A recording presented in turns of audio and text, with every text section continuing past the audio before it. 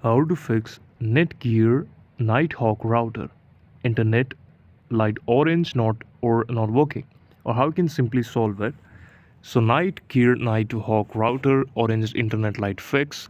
Solid orange means modem detected but no internet access, or flashing orange means a router is booting up or updating firmware.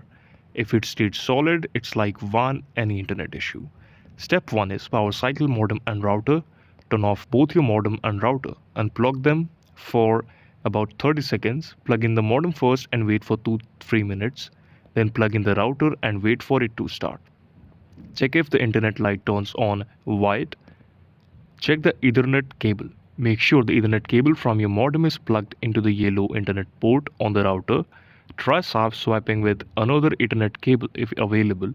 Now check your ISP connection. Connect a computer directly to the modem and an Ethernet cable. If there is no internet, the issue likely with your ISP, not the router. Call your ISP for that. Reset the router. Press and hold the reset button for about 10 seconds. This will reset all setting or factory reset default. Now reconfigure your network using the Nighthawk app or by visiting the website that is in mention. After that, simply update your router to solve this issue. Thank you so much for watching the video.